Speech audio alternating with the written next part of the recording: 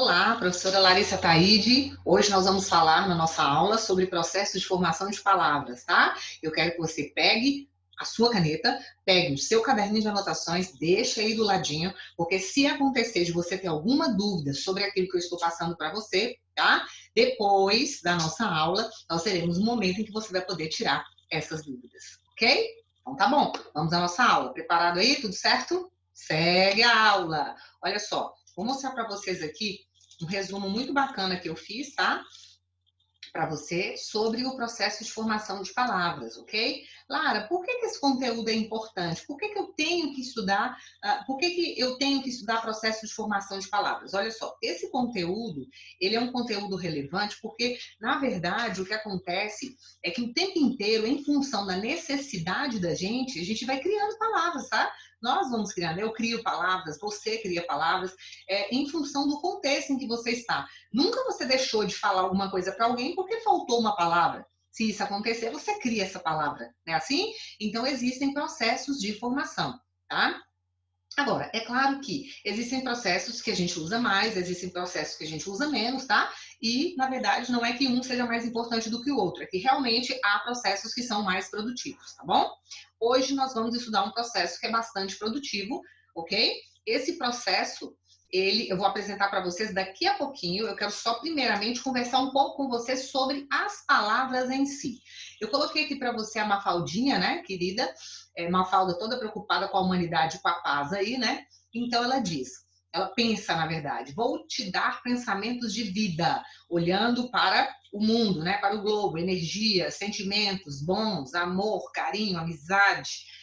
E agora ela diz, mundo, agora vou te curar com meus pensamentos positivos, né? Como se realmente o mundo estivesse doente. Então, olha só,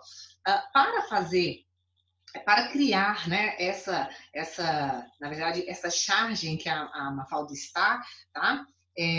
O autor, que no caso é o cartunista Quino, ele utilizou vários substantivos. Professora, o que são substantivos? Substantivos são palavras que dão nome aos seres, né? E esses substantivos, eles são palavras também. Então, por exemplo, quando ela diz vou é uma palavra, pensamentos é uma palavra, sentimentos é uma palavra, energia é palavra, bons é, amor é, amizade é, carinho é, tá? Então, assim, ela usou uma sequência de palavras, tá? Pensamento, de novo, positivos, agora, tudo que está aqui, ó, é palavra. E passou por algum processo, tá? Algum dia, ok? Mas então vamos à nossa sequência, vamos conhecer quais são as palavras que existem. A primeira coisa que eu quero conversar com você é sobre as palavras, tá? Lara, como assim? Eu quero que vocês conheçam os tipos de palavras, exatamente para você entender direitinho os processos de formação dessas palavras, tá? Então, inicialmente, eu preciso realmente que você... Deixa eu só pegar minha borrachinha aqui, porque eu risquei ali sem querer. Aí ficou feio, você não merece. Isso. Então, volta a minha canetinha de novo. Cadê ela? Agora eu quero marca-texto. Isso. E aí, eu quero primeiramente que você conheça os tipos de palavras que existem no português, tá? Para depois, então, na sequência, a gente dar início ao estudo dos processos de formação. Então, vou relembrar, isso aqui é um conteúdo que você já estudou em outras séries, tá? Mas vamos lá. O que é uma palavra primitiva?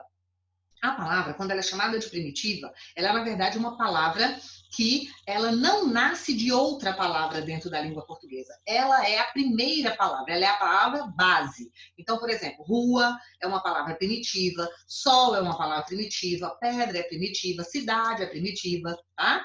Agora vamos conhecer o que é uma palavra derivada. A palavra derivada já é aquela palavra que vem a partir de outra palavra pré-existente. Então, por exemplo, rua é uma palavra primitiva, mas ruela é uma palavra derivada, tá?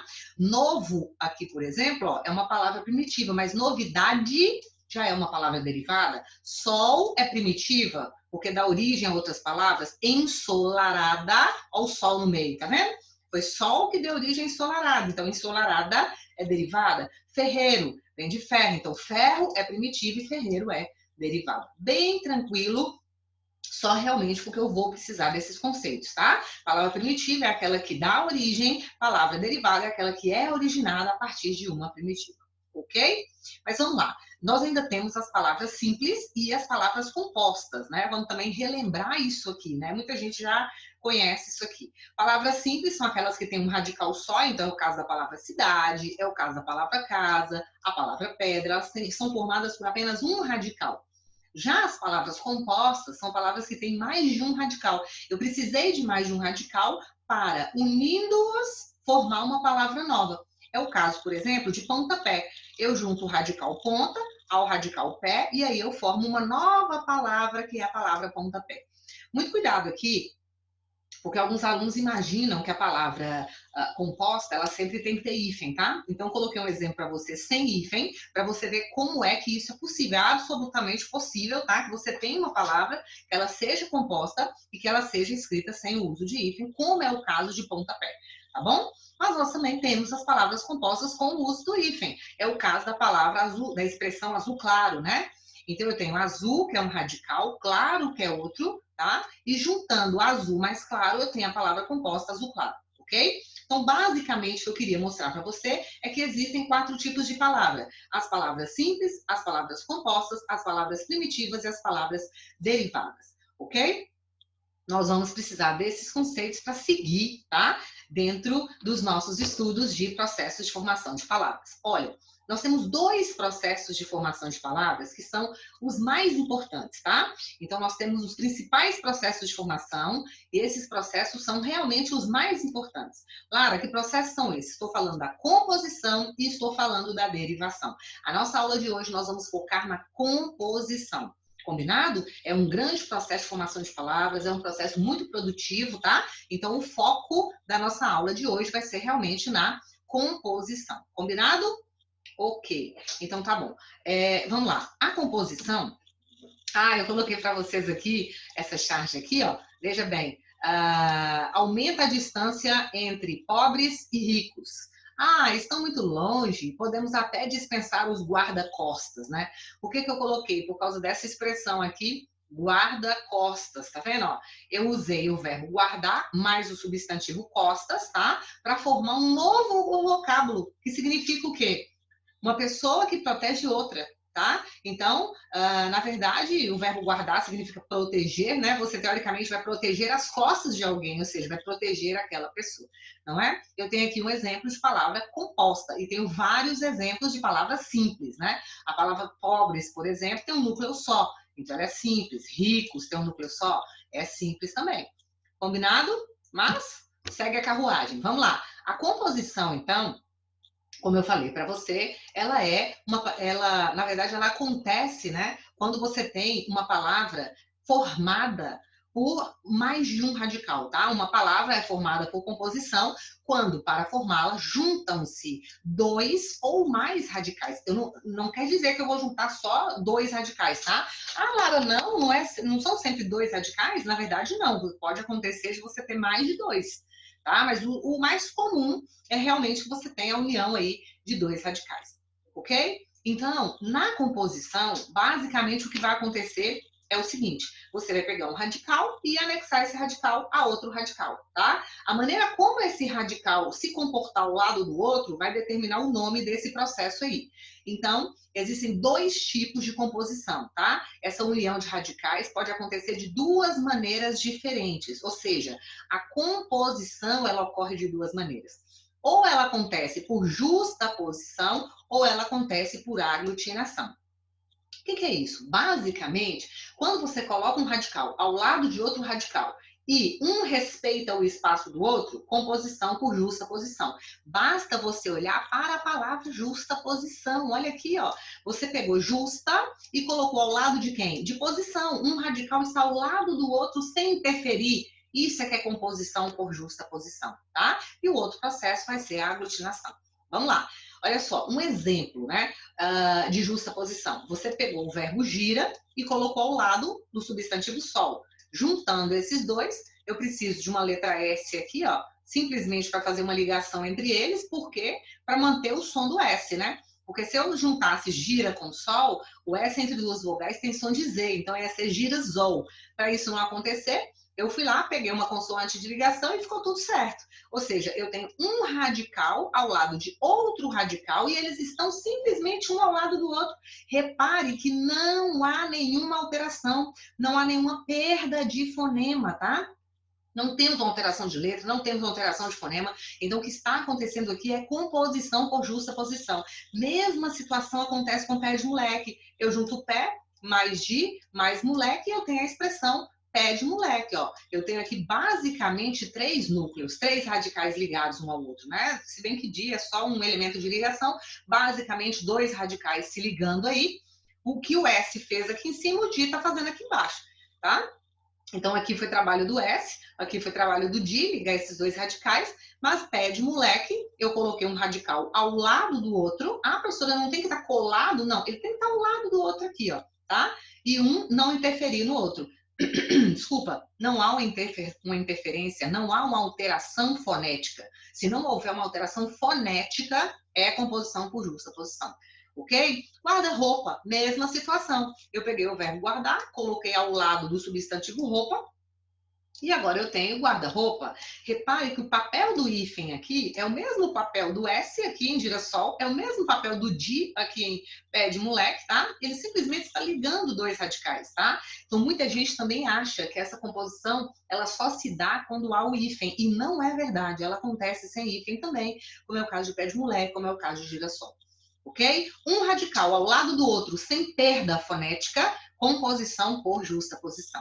Lara, vem cá. E se eu colocar um radical ao lado do outro e um começar a comer pedaço do outro assim, ó, e um começar a engolir pedaço do outro, um pedaço começa a se sobrepor ao outro. Como é que é o nome disso?